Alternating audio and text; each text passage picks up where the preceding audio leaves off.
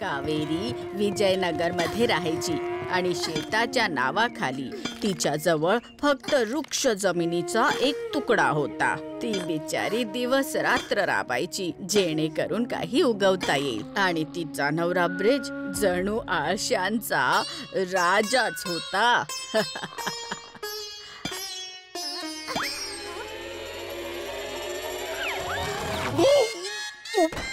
झोपेत असं कोणी भरवतं का? आरामात. स्वप्नात घोडागाडी चालवून झाली असेल तर शेतात थोडा नांगर देखील चालवा. चालवेन हा, आरामात. कावेरीला नशिबाने आंबा तर मिळाला, मात्र मेहनतीचं गोड फळ अजूनही मिळालं नव्हतं.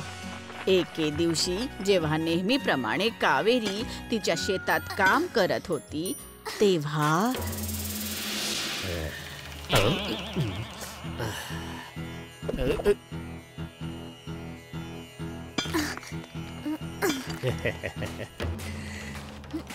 ताई, या वृक्ष जमिनीवर इतकी का मेहनत करताय? विकून टाका की ही. हे बघा, या जमिनीचे मी तुम्हाला 1000 नाणी देतो. कमी वाटतंय? ठीक आहे, चला 1500 घ्या. अरे वा, इथे नक्कीच काहीतरी गडबड आहे. नाहीतर ही वृक्ष जमीन कोण विकत घेईल? कावेरीचा संशय अगदी योग्य होता. चंपत एक चोर होता ज्याला कावेरीच्या शेतामधून मंदिरापर्यंत भुयार खणून आभूषण चोरी करायची होती. मात्र कावेरीला एक युक्ती सुचली. ती म्हणाली, अहो दादा, हे शेत तर माझ्या आजोबा पणजोबांची मोलाची ठेव आहे. गुपित सांगते तुम्हाला, त्यांची सगळी संपत्ती या शेताखाली दडलेली आहे. हो, माझ्या नवऱ्याकडे त्याचा नकाशा देखील आहे. बघा, म्हणून तर इतक्या आरामात झोपले आहेत ते. म्हणजे तुम्ही हे शेत धान्यासाठी नसून तुमच्या आजोबा पणजोबांच्या संपत्तीसाठी खणताय? संपत्ती नाही, खजिना म्हणा, खजिना. पण दादा, हे गुपित कोणाला सांगणार नाही ताई. मी तर फक्त मंदिरातले दागिने चोरी करायला आलो होतो, मात्र मला तर खजिन्याचा संपूर्ण नकाशा सांगून टाकला माझ्या भोळ्या ताईने.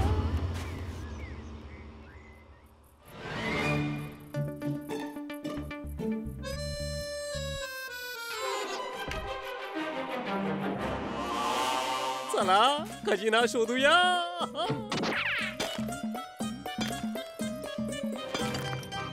अरेच्छा, इथे तर नाहीये. इथे सुद्धा नाहीये.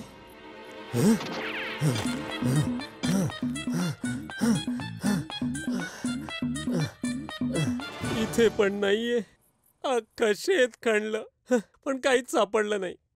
जे काम कावेरी इतक्या दिवसांपासून करू शकली नव्हती ते काम त्या चोराच्या हातून तिने एका रात्रीत करून घेतलं. हे कसं काय झालं?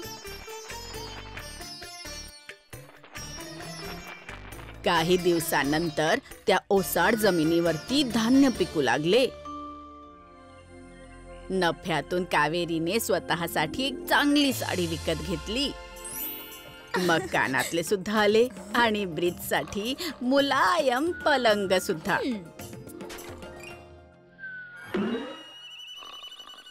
घरात आता बऱ्याच वस्तू नव्या होत्या, फक्त जुन्या घराशिवाय. ओहो, या घराचं मी काय करू? अहो, तुमच्या स्वप्नातला बंगला बांधून झाला असेल तर आपल्या वास्तव्यातल्या घराबद्दल थोडा विचार करा. मोडकळी झालंय ते. हो हो, विचार करीन, आरामात.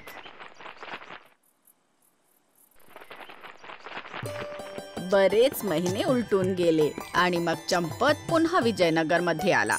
कावेरीची नवीन साडी आणि दागिने बघताच त्याला खात्री पटली की कावेरीला शेतातला खजिना सापडलाय. मग काय झालं माहितीये का? अरे कोण आहेस तू? मी प्रवासी आहे भाऊ. रात्र काढायला जरा जागा हवी होती. सकाळ होताच इथून निघून जाईन. बहुरूपी वेश बदलून आला होता, मात्र कावेरीच्या नजरेतून तो सुटू शकला नाही. त्याच्या बोटातली अंगठी पाहताच तिने त्याला ओळखलं. तुम्ही जरा बाजूला व्हा. खेचतेस का? थोडं थांबा हा आरामात. दादा. चोर हुशार असला तरी कावेरी देखील चतुर होती. अहो, ऐका. आज रात्री आपल्याला मावशीकडे जायचं आहे ना? का? विसरला? ती घरी एकटीच आहे. पण हो, कळलं मला. तुम्हाला घराची आणि दागिन्यांची खूप चिंता वाटते ना? त्याची काळजीच करू नका. मी सगळी संपत्ती घराच्या भिंतीमध्ये अशा पद्धतीने लपवली आहे की माझ्याशिवाय ती कोणाला सापडणार नाही. चला काय? चला, लवकर चला. आपल्याला उशीर होतोय.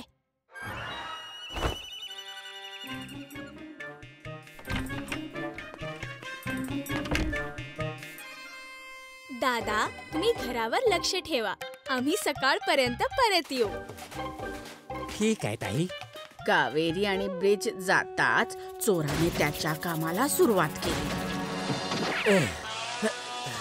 बिचारा चोर रात्रभर घर फोडत राहिला या अपेक्षेने की त्याला दागिने आणि संपत्ती मिळेल. मात्र सापडले फक्त उंदीरच आणि मुंग्या सुद्धा. शेवटी डोळ्यातनं अश्रू सुद्धा आले.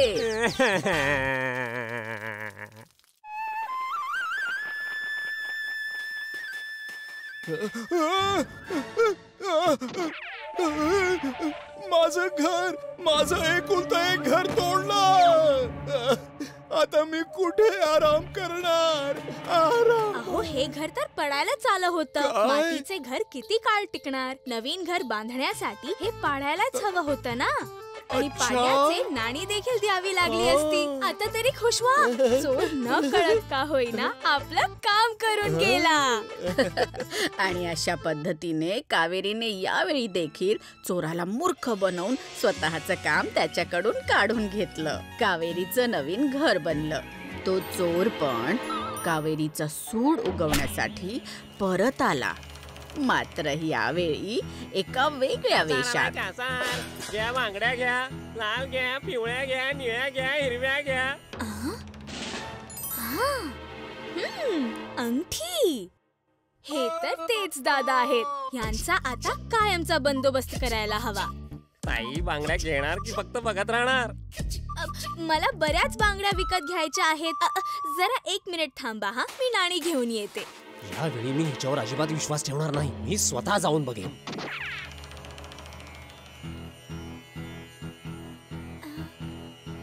अरे, नाणी कुठे गेली? इथेच तर ठेवली होती. इथे सुद्धा सापडत नाहीयेत. अच्छा, तर माझ्या भोळ्या ताईने चोरीच्या भीतीने नाणी झाडाच्या ढोलीत लपवून ठेवली आहेत काय? ओफो, आता मी काय करू? कुठे ठेवली आहेत मी ती नाणी?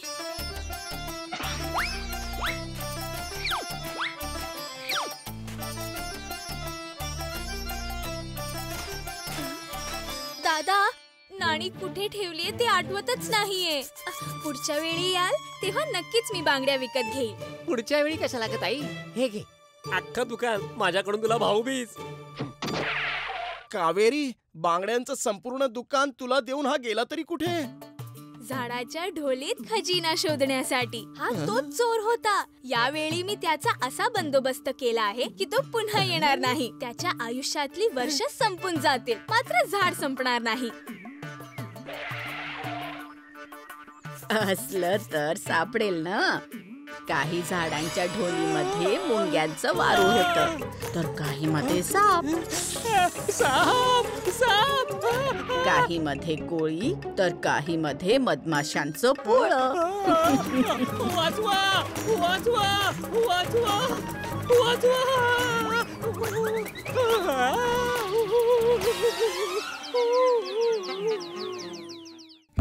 If you like this video, subscribe to our channel Murthy Media.